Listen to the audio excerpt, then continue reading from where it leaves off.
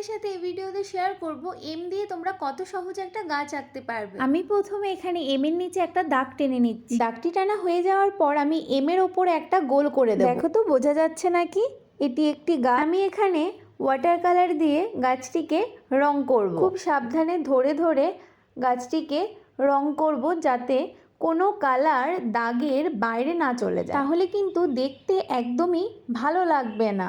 আমি এখানে গাছটি 2B পেন্সিল দিয়ে এঁকেছি। 2B বা 4B এই দুটো পেন্সিল দিয়েই আঁকা যায়, কিন্তু চেষ্টা করবে 2B পেন্সিলটা দিয়েই আঁকার। রং করলে 2B পেন্সিলটা দিয়ে আঁকার চেষ্টা করো।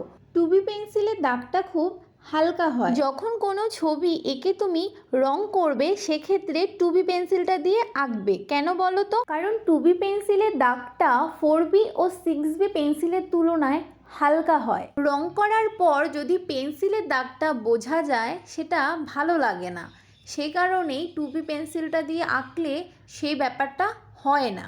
2B পেন্সিলের দাগটা হালকা হয়, এর জন্য তুমি 2B পেন্সিল দিয়ে চেপে চেপে ড্রয়িং করলে কিন্তু হবে না।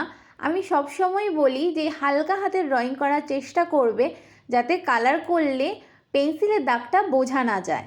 যতটা সহজ করে দেখানো সম্ভব আমি এখানে ততটা সহজ করে দেখানোরই চেষ্টা করেছি। এরপরও যদি তোমাদের মনে হয় যে তোমরা আঁকতে পারছো না, আমাকে অবশ্যই জানিও। আমি নতুন একটি ভিডিওতে তোমাদেরকে আবারও করে দেখাবো। আশা করছি সেটার কোনো প্রয়োজন হবে না।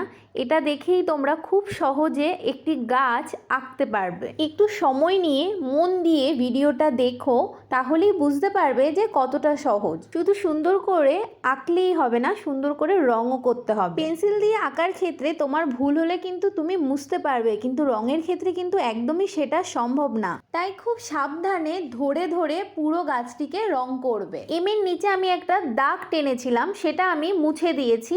দেখতে ভালো লাগছিল না, সে কারণে। দেখো এখানে আমার ড্রয়িংটা পুরো কমপ্লিট হয়ে গেছে। চলো আজকের জন্য এইটুকুই।